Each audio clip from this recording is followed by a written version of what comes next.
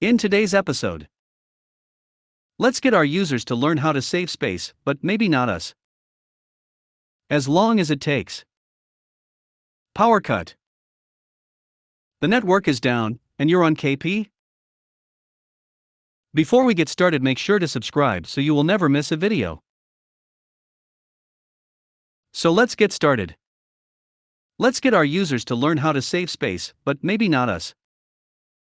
This is from about 25 years ago. I worked in an IT department that supported a division of our company. At the time, we were still rolling out desktop computers to people. Some departments just had a central terminal they used to log into a VAX for email and certain applications. One of the things we discovered was that folks getting a personal computer often didn't think about deleting stuff. They would just keep saving files or making copies and didn't have any awareness about the limits of disk space and such. As I was involved in our help desk and could put together some simple websites, I was asked to work with someone on developing a website to teach people about how to reduce their use of space eating things like emails, files, personal stuff, and so on. We came up with a sort of film noir detective concept, only he figured out space wasting capers. We had different adventures that were written as the denouement of each story, and each story related to a specific concept, like knowing record retention guidelines, or how to check the amount of data used in a directory or your email. They would have multiple choice answers to reaffirm the concept. Picking the right one let you leave your employee number so you could participate in a prize drawing. Management was really excited about this and said we should take a snapshot of how much space was used on our servers before we sent this out, and a week after. We would have a random drawing to give out gift certificates to the cafeteria, so everything got set up. It was cool seeing the information come in as the number of visits increased, and people were talking about the little stories and the character we'd made up. After the week was over, we talked to the system operators to get the size snapshot, and data storage was much greater than it had been before we started. It turned out that the manager of our organization decided to share a bunch of scanned pictures from a Halloween party we'd had recently, and he'd attached the files and used everyone's name as an individual, instead of a group distribution list, one of the techniques we had a story about. The huge image files, copied in each email to each individual, blew the disk usage way up. We did have the drawing, but we didn't make any announcements about how much space we saved from the effort. As long as it takes. A little background: I spent some years in computer operations before moving into automated ops. This tale is from the before times. As long as the mainframe was running, it would create system management data about the jobs it was handling: tape mounts, disk reads, runtimes, etc. We would run housekeeping jobs every night to collate this data and produce reports for the vendors, billing, and other departments. All jobs were made up on punched cards by our data control team. We'd stick the housekeeping jobs in the card reader at the end of the night when we'd finished the day's work. Typically, these housekeeping jobs then ran for about 15 to 20 minutes. An important note about punched cards: the information on these is coded in holes arranged into rows and columns. Each column represents a single character. Each row of columns is typically an instruction or data. To simplify things, the card punch includes a dot matrix printer that prints each character at the top of its column, so that people can read it. So this night in 1988, how do I remember the year, you ask? Read on. The card reader decided to chew a couple of cards from the housekeeping deck. No big deal, says my senior op, we can repunch them from the text at the top. What we didn't know at the time was that the card punch in data control was faulty. The leftmost part of each character never got printed. This didn't affect the jobs, as the card reader only reads the holes, and nobody noticed. After the housekeeping job had been running for a couple of hours and been through several tapes, we thought something's not right here. So we took a look at the deck, then fetched the original cards from the bin. Our deck had 33 at the top of a couple of columns, matched by holes in the third row. The original also showed 33, but the matching holes were in the 8th row. Yep, we told the mainframe to collate all of the housekeeping data from 1933 to the present day, in 1988, and it was busy trying to do just that, however long it took. Swiftly canceled the job, repunched the offending cards and reran it in the usual time. And submitted a report about the dodgy card punch. Power cut. The setting. Early April 2020. Many of my coworkers have gone WFH. I, on the other, had not, due to my then manager's inability to understand that a pandemic was underway. Maybe he didn't know what that meant? My job, among many other things, was to support the WFH folks. The story. A little after lunch, my phone rings. Looking at the caller ID, I see that it was one of the WFH users. I brace myself for the all too common "my internet is not working, fix my internet" conversations, and I answer the phone. We'll call her Jill. Me, IT, this is Aramarif. How can I help? Jill, oddly quiet, almost whispering, "Hey, Aramarif. I'm sorry to be calling like this, I know you're swamped. I can't connect to the VPN. It keeps crashing at 20%. Normally, my then co-worker handles VPN issues, but he was dealing with a connectivity problem on the production floor. Me, I think I can help you. Your VPN username is Jill K, right? Jill, yup. And I am using the VPN password. Now, we have a separate password for VPN access as for AD, so her offering this information was a good sign. Me, okay, good. I'm looking at your user logs, and I don't see anything since you disconnected about an hour ago. Are you connected to Wi-Fi or are you hardwired? Jill, I was on Wi-Fi, but it cut out an hour ago, so I connected the laptop to the router with the blue cable. Me, like a large phone cable? Jill, that's the one. Me, make sure it's plugged in all the way on the laptop. Those ports are tight. Also, can you look behind the router to see if it's plugged in all the way? I hear her move around for a bit and I hear a faint click. Jill, I disconnected the cable from the laptop and plugged it back in and it clicked in. I don't remember if it did that last time. Hang on. I hear her typing on the keyboard. Jill, it's still not working. Hang on a second, I'm going to check the back of the router. I hear her struggle. Me, are you okay? You sound like you're struggling. Jill, yeah. I can't see behind the router. I've got to turn on the lights. Me, why are you in the dark? Jill, I have a migraine and the light makes it worse. Me, I'm sorry to hear that. I hope you get well soon. Is that why you're speaking so softly? Jill, thanks. Yeah, I'm trying to ignore the pain, but it's wiping me out. I hear her drag walking around and flipping light switches. Jill, son.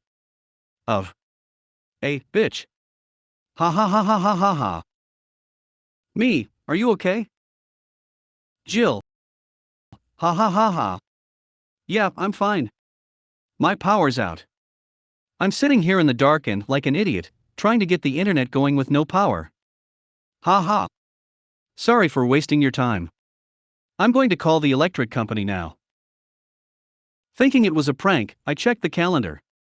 April 3, 2020. Me, that's okay, Jill. It's not a waste of time. You can use your phone's hotspot to get connected, if your laptop and phone have battery left. It'll be slow, but it should work. Jill, I thought hotspots were disabled a while back. Me, they were. I re-enabled them for WFH folks to help make sure you're not without internet when the internet providers will, inevitably, get overloaded. Jill, thanks. I'll give that a shot after I get an ETA for my power. Or maybe I'll use this as an excuse and rest my eyes. Me, frankly, in your shoes, I'd rest my eyes or take a sick half day. We spoke pleasantries for a bit, mostly about the state of the world and how strange it was that my manager, who was not her manager, required his direct reports to physically show up to the office during a stay-at-home mandate. I did explain that I understood why IT needed to show up and that, with the decreased foot traffic, I didn't mind it too much. We also talked about the shenanigans her cat got into, like jumping at her passing neighbor through the open window, but that's not really relevant here. Towards the end of the call, her power came back on and I hear her groan, as the light seemed to pierce her migraine-struck eyes. The network is down, and you're on KP? Here comes another one of my split tech support/military stories. So I will write it for both subreddits. This is another long one, so buckle up.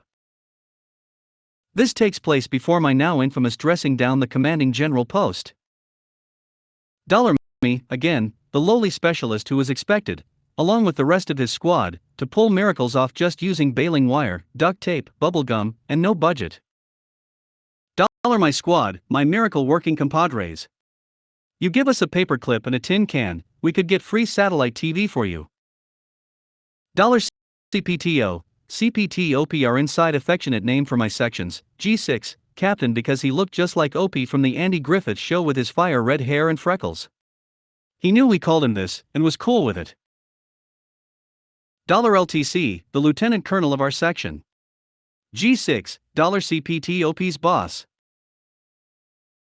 $COL, chief of staff of my division. Rank of full bird colonel. $LTC's boss. He was a former airborne ranger. Very intimidating man, about 6.5 ft tall. You did not mess with this guy, but he always respected his troops. $MG, Division General 2-star General. Everyone's boss.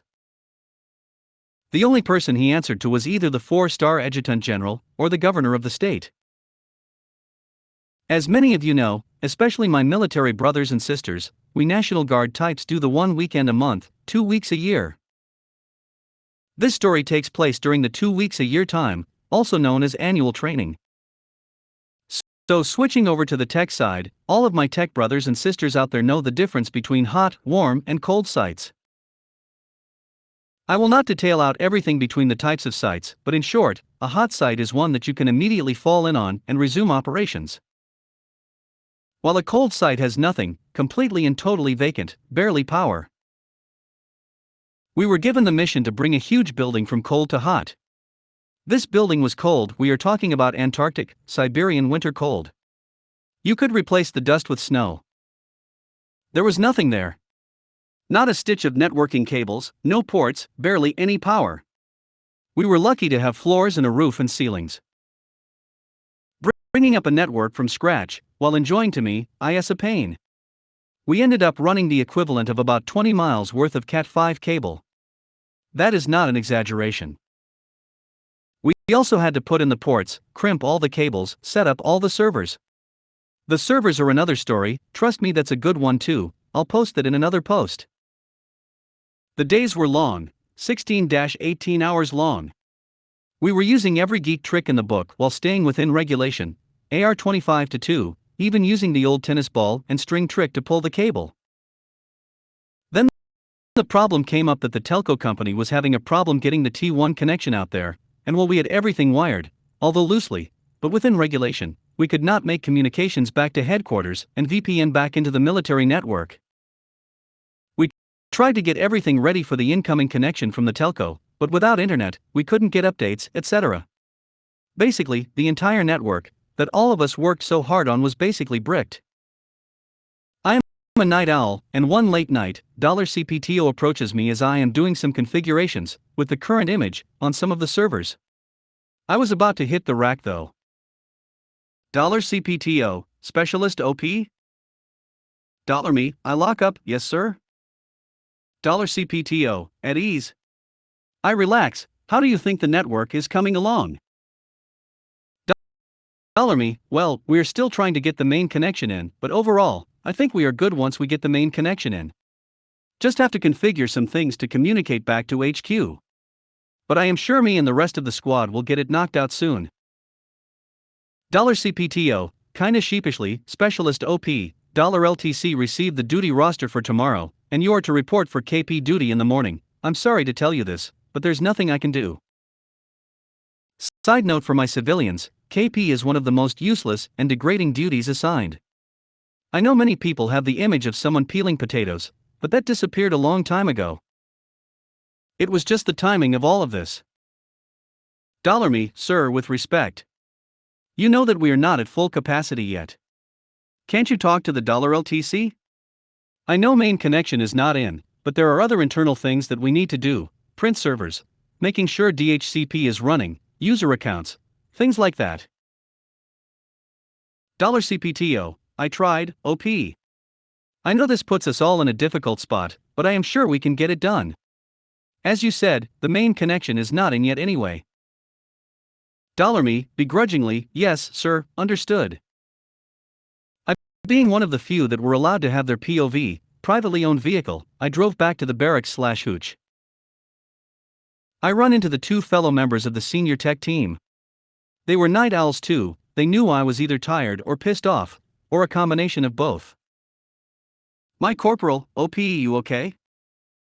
SPC-1, yeah OP, you look pissed. $me, just venting. Well, guess what? I am FING assigned to KP tomorrow, while we still have a network to get online. The corporal and my fellow specialist's jaws just drop. And say, Whiskey Tango Foxtrot? Used the other words though.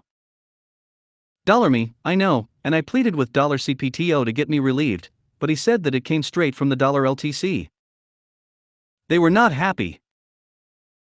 I try to get some sleep, with my clock being completely thrown off. So at about 4 a.m., 0400, I report the Chow Hall/DFAC and start setting up. I dutifully go throughout the day, wiping tables, emptying trash bags, etc. Nothing really of note happened, other than my absolute boredom, and constantly thinking about the network I needed to get going. By the time dinner chow rolls around, 5 to 6 p.m., 1700 to 1800, I am just exhausted. I am covered in food, the hall is hot, I'm dripping in sweat, and I have just been wiping tables and taking out trash all day while my network is down. Yes, I was on the food line for a little bit. All I was thinking about was the network. Yes, I was subnetting in my head. You geeks will get that. Just so happens that I was assigned to set up the head table for the $MG and $COL/cost plus the rest of the upper staff. The $MG was a peanut butter freak. He loved those little peanut butter packs we got in MREs, or if we had some at the sidebar. I put a side tray at the head table. Yes, this plays a part. I continue going about my duties. All of a sudden, I hear from behind me, in a very stern voice. Specialist OP. I whip around and there standing before me is $COL, he was right behind the $MG. I put down my bottle and rag and lock up. $me, yes sir. $COL, who did you kill? $me, sir? $COL, why are you here, when the network is not up yet? $me, sir, I was told to report here for this duty by $CPTO. $COL, when did this happen? $me, sir, last night after we had been pulling cable. I was working on getting the servers running at least internally, and $CPTO informed me I had to report here. $COL, did $LTC know about this? $me, yes, sir. She was the one that told him. At this point, even the $MG was having this WTF look on his face. $COL, a very pissed off look on his face, okay. OP, carry on. They continued to proceed through the chow line, and they were having chatter that I was not privy to. Since I had set up the head table, I was the unofficial waiter, and to be honest, a perfect opportunity to suck up. Hey, we all do it. Admit it. So I finish up my current table, and I just happened to notice that the $MG and $COL with the rest of the senior staff had sat down. $LTC was not there. Seizing the opportunity, I went to the table to make sure that they had everything they needed. Me, gentlemen, is everything okay here? All at table, yes, specialist, thank you. Me, with a smile on my face, $MG, is enough peanut butter there for you, sir? $MG, yes, specialist. Thank you. How did you know? Me, with a smile, I have good connections within the G2 military intelligence. This of course was a total joke, someone on the kitchen crew had told me. $MG specialist, always keep in mind, I'm a peanut butter madman. Me, yes sir. The $COL was just sitting there with a really pissed off look on his face. I continue on, trying to get this hell of a day over with. I was cycling back around to the head table, and all of a sudden $COL busts out with, in a very loud voice. don't understand why $LTC has one of my best network admins on KP when we can't do shit over there right now. We need our network up. Op doesn't need to be here. $Me, internally, oh god, I'm in trouble. $MG, $COL, don't worry, I'm sure our boys will get it fixed, we have the best in the six. $COL, well, one of our best shouldn't be here right now. I was just thinking. Oh god. What's next? The day finally ends, and I am just exhausted, but it was one of those weird exhaustion points. You know, when you are so tired that you are wired wide awake? After my KP duty shift, I was curious as to what the rest of the team had done during the day. Remember, this is before everyone had cell phones and texting ability. I drove up to the building to take a look at the server rack and see what the squad had done. Masochistic, I know, but I just wanted to know how my baby's servers were doing. So I dragged my bedraggled butt into the building. I smell. I'm tired. I need a shower really bad, and just wanted to see the status of the network that I would partially be in charge of. As I am looking, I hear from behind me. Specialist OP. I turn around and to my surprise, it was $CPTO. It was really late for even him to be there. Me, sir? $CPTO, first off, what are you doing here? You should be in the rack. Me, I know sir, but I just wanted to see what the guys did today, so I know where to pick up tomorrow. SCPTO, okay, did you say anything to $COL today? Me, sir, he asked me why I was there. I told him the truth, I was put on the duty roster for today. That's all I said, but I did make sure that the $MG had his peanut butter though. Slight, tired smile. $CPTO, well, whatever you said made a huge difference. Me, bewildered look, sir?